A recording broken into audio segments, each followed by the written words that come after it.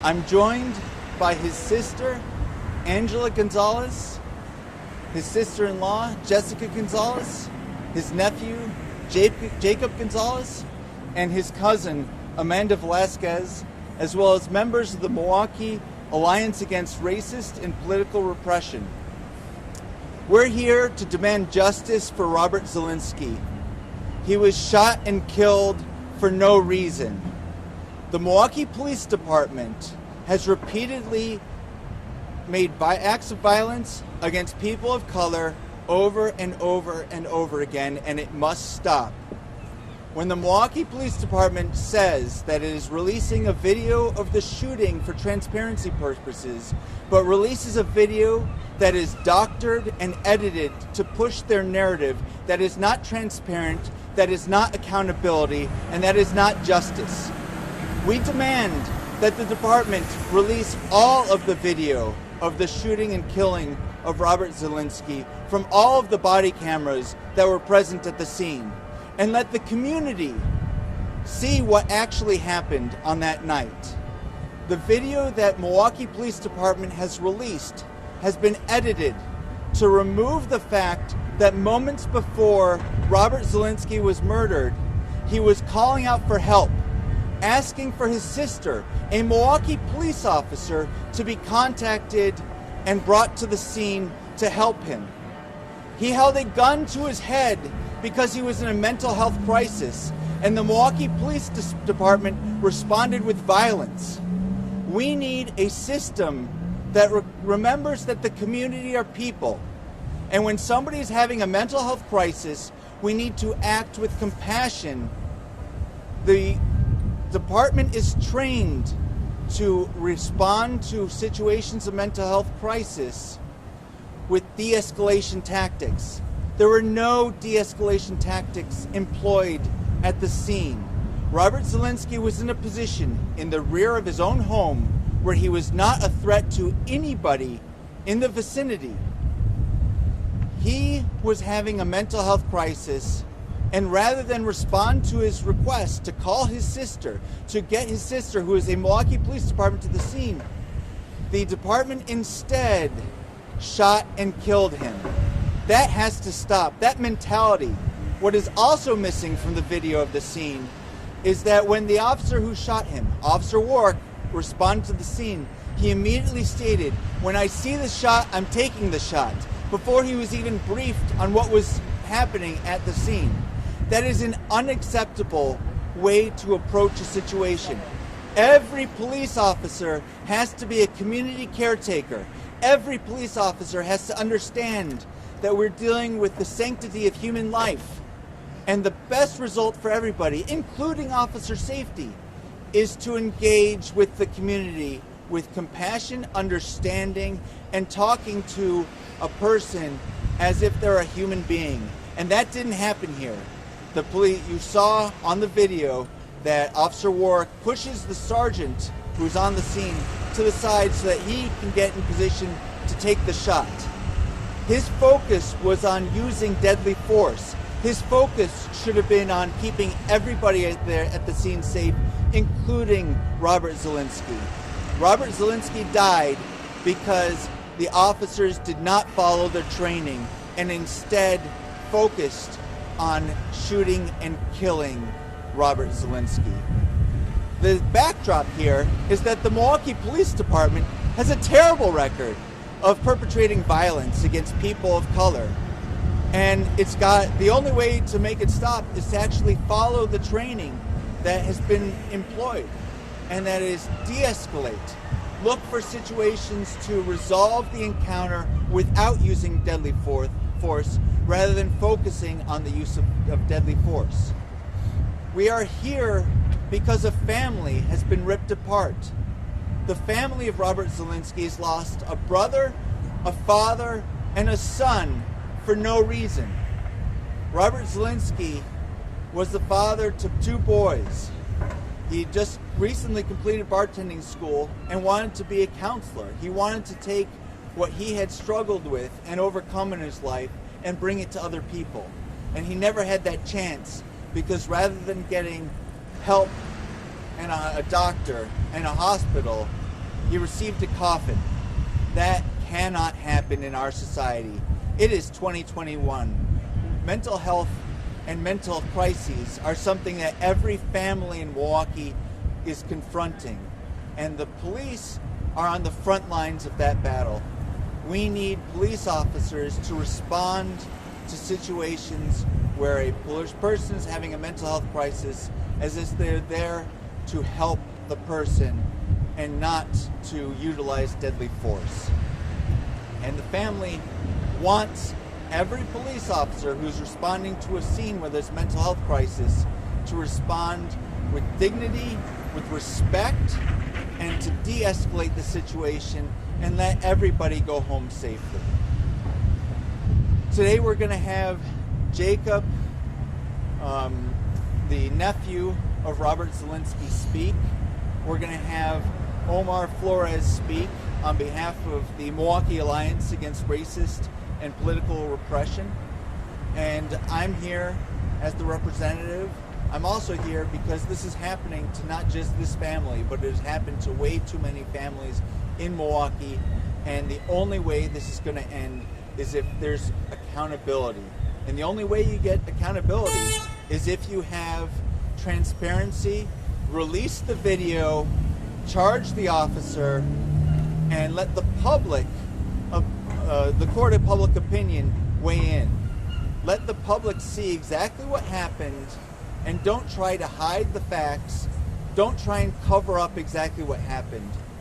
If everything happened appropriately, then there's no need to send out a doctored video. There's no need to delete the fact that Robert Zielinski was calling for help, calling for his sister, a Milwaukee police officer, moments before he was murdered. And so we want accountability, we want the officer charged, and we want transparency in how this investigation is being conducted. And so I'm happy to answer questions from you, and then I'll turn it over to Jacob to speak on behalf of the family, and then to Omar to speak on behalf of the community. What has the district attorney told you about the likelihood of charges, or where their review is at? So they're conducting the review. From what we've been told, they're not inclined to charge the officer, and we think that's wrong. We're calling for charges to be brought against the police officer, and we're calling for a review of how mental health crises are responded to by the Milwaukee Police Department. Is there anything else in the video that you've seen beyond him calling for his sister that raises concern with the family? The fact that the initial statement by the police officer who shot and killed Robert Zielinski, the initial statement that he made was, "When I see the shot, I'm going to take the shot." And that is the mindset and mentality. Every police officer at the scene has to know that they are a community caretaker, and they are there to preserve life and to preserve everybody's safety. There was de-escalation tactics that could have been used, were not used. Time could be used. Distance can be used. All of these things are what officers are trained to employ. They weren't used, and a man paid for it with his life, and that's wrong. Do you know why they would be trying to protect sister's identity? Because that's what I believe it says on the bottom of the video that was released. Why were they trying to protect her identity? They could have protected her identity by simply bleeping out her name and include in subtitles what was being said. If you notice in the video, every other word spoken had subtitles on it so the viewer could know what was going on. But they mute what Robert Zielinski said when he's calling out for help, when he's asking them to call his sister, a Milwaukee police officer. And instead of responding to him by saying, "Yes, we will call your sister. Give us her number. Yes, we're calling dispatch to get in contact with your sister." Instead, they did none of that. They instead fired upon him. They also did not warn him that if he points the gun at the officers, that they will shoot. This is standard protocol. You tell the person who you're interacting with exactly what you're doing and exactly what will happen if they act. And that wasn't done. You want to give the person as much information as possible about what's going on. efforts to contact his sister, respond to him when he's making a request. Instead, they said, it's going to be okay, it's going to be okay, as they point 5 AR-15 rifles at him. That is not how you respond. That's not how they're trained to respond, and the outcome of that kind of approach is a man is going to die. And that is going to keep happening until there's some reform in the system. And we know exactly how to make those reforms. So, Milwaukee, what are you going to do? When is this going to end? How is this going to stop before more people are killed? That's what we want to happen. Had Mr. Zielinski ever displayed a mental crisis like this before? Was this something that he had experienced before? This was out of character for him. He'd struggled with mental illness before, but the focus on the victim is not the focus here. The focus is exactly on how the police officers responded to a situation for which they've been trained for years to handle. And this was the tactical response team responding to the scene, the highest and best trained officers, and they responded with a response that was geared towards, escalating a conflict with the man, and was engineered to end in deadly force. And that's the problem. Was his sister at the scene? I assume she was not there yet then, since he was calling for her. He was calling for his sister, Angela Gonzalez, a Milwaukee police officer. Please call her, please contact her. I need my sister. That's what he was saying. She was not at the scene. They made no attempts to contact her, and they didn't tell him that we're getting your sister. She's on her way. We're going to get in contact with her and bring her here. They did none of that. Instead, they shot and fired. And they haven't released the body cam footage of all the other views from that night. And why is that?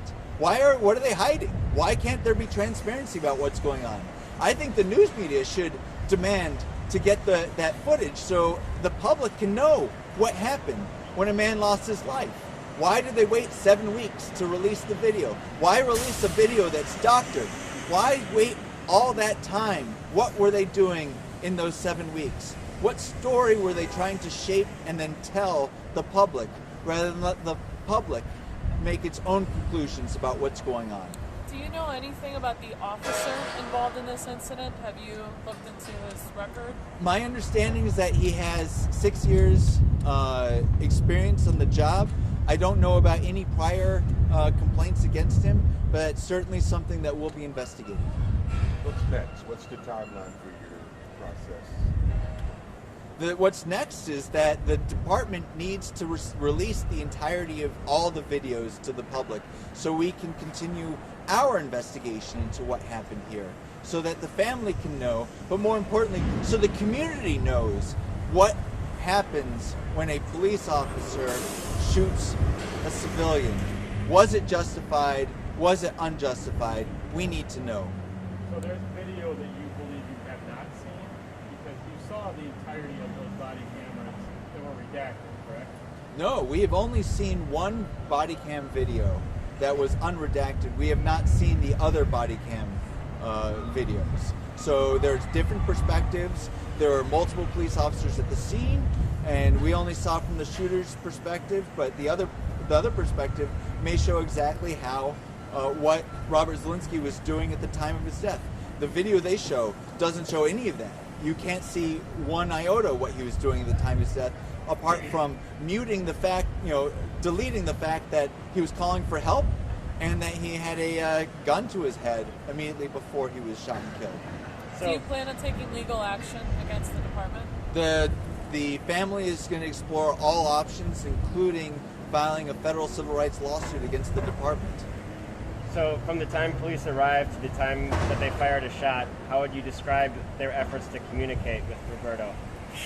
Almost non-existent. The police department took almost no effort to communicate with Robert Zielinski. They certainly didn't make any meaningful attempt to connect with him by responding to his requests, by telling him exactly what they were doing, as they're trained to do. And the timeline here is extremely short. From the moment police arrive to the time of death is minutes pass. And we have situations where there's hours-long standoffs with somebody to keep people safe, because that's one of the tools that police have. One of the tools at their disposal is distance and time. and they're trained to use distance and time to keep themselves safe and to keep members of the community safe. And where Robert Zielinski was, in the back porch of his own home, there's an industrial area, there are no other homes in the area, there's no people in the area, other people were safe, the police officers could have maintained their safety, interacted with Robert Zielinski, and de-escalated the situation. There were 911 calls from neighbors, very concerned that shots, I'm sure you've listened to them, that shots were fired. You're saying that there was still a way for police, obviously, to do something different in this instance and how they responded? Robert Zielinski called 911 himself twice. That was not released to the public. He was looking for help. There was a call of 911 calls were made about shots being fired. That was when Robert Zielinski was in the alley and on the front porch. When he was on the back porch, in the interaction with the police that led to his death, he fired no shots, he presented no threat, and yet he was gunned down by a Milwaukee police officer. Do you know what he said in that 911 call to police? We don't. That has not been released, and it should. We know that he called. We don't have confirmation that he spoke to somebody, but we can't know that because they have the information. We just know in his call log he had called 911 2 times in the time leading up to his death. So you heard the body cam. There is a gunshot in one of the body cameras right after they arrived there. Was that an officer then, or what was that shot? We don't know. Just speaking, my inference is that Robert Zielinski had fired the gun in the air, when he was on the front and in the alley. But the point is, when he was in the back, in the interaction that led to his death, he didn't fire a single shot, and he was not a threat to the officers. They could have maintained the situation. And your requests for other body cam videos, what's kind of their reasons for not? They haven't responded to the request yet, so I'll wait to hear why they're not releasing the video to the public. But the video they release starts out by saying, "We're the Milwaukee Police Department. We want transparency." And then they go on to release a doctored video that doesn't show the whole truth. And so that's not transparency. That's the government trying to hide what it's doing. And throughout American history, government has tried to keep the public ignorant about what happens. But sunlight is the strongest disinfectant. We need to shine a light on what's happening inside the Milwaukee Police Department and what happened that night. All right, I'm going to ask Jacob Gonzalez to speak, and then Omar Flores will speak.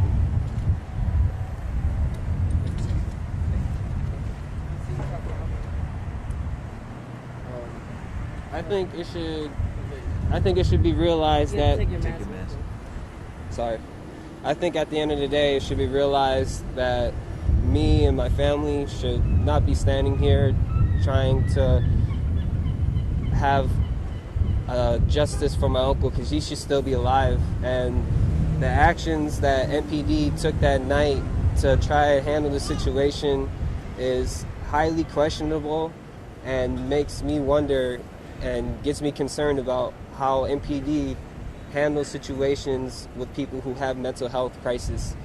And like it's been said before, it's 2021. Society has had a rough 2 years, and it really bothers me knowing and thinking that there could have been so many other ways to de-escalate the situation rather than bringing 20 ARs or two squad cars full with officers for one person. And everybody has their day, right? And it really sucks that when you do have your day and when someone is asking for help, that the people you call to help you are there to actually terminate, to neutralize whatever they think is wrong. And my uncle was not wrong. My mom should still have her brother. My cousins should still have their dad today. And it hurts. It's still only a month and a half, and we're all still grieving. And it makes you wonder. It makes you really question if things can work out in this society, in this community with the police department. And you know, my mom's my idol, and I got other members in the family that have been through these trainings, have worked their lives to become something that they want to be, and are doing good for the community. My mom has been in the department for a long time and has done nothing wrong, and it makes you really question and wonder. And my uncle should still be here. He really should. And I wish that for other crises that happen, just like what happened with my uncle that day, can be treated in the right way, in a way that where officers know how to handle and to respect the civilians that they protect. And really, that's really it at the end of the day. That really is.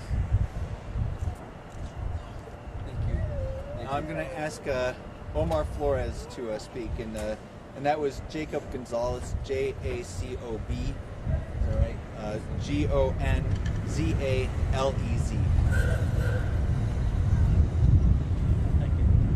Hello, my name is Omar Flores, Omar Flores. I'm with the Milwaukee Alliance Against Racist and Political Repression. I'm a co-chair of that organization. And we're here today to stand in unwavering solidarity with the family of Roberto Zielinski, otherwise known as Touch. From the day that we heard about this incident occurring, we came to the scene immediately to do investigation ourselves. And, it's clear what's happening here. If somebody's withholding information for over 40 days after the community is begging them practically to release information, it's clear that they're trying to hide something.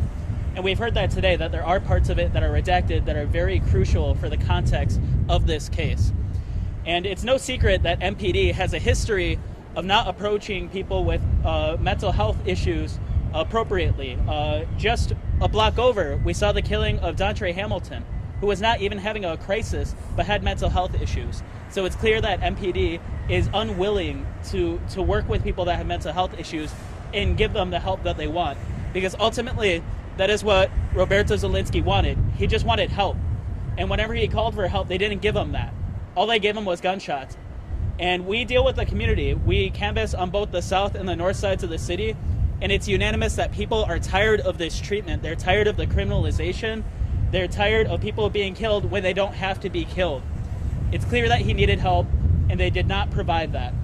So as the Milwaukee Alliance Against Racist and Political Repression, what we're demanding is that this officer is arrested and convicted of murder of Roberto Zielinski, that he's fired from the Milwaukee Police Department immediately, and we also demand CPAC, a Civilian Police Accountability Council, an all-elected body of civilians, not police, that will have full control over the budget, over the policies, and over the functioning of the police department. It's clear that the Common Council cannot control the police. It's clear that the FPC cannot control the police. So it's clear that we need to put the power in the hands of the people, and that's what we're here to demand today. Again, we stand here in unwavering and unconditional solidarity with the Roberto Zielinski family. Thank you.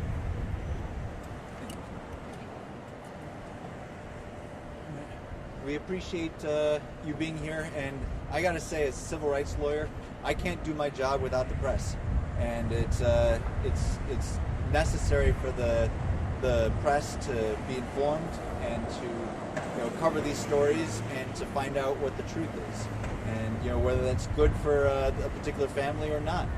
It's a really important job, and we appreciate you being here. And we appreciate you covering this story. Is there a member of the family who can give a Spanish statement by chance? Somebody by phone?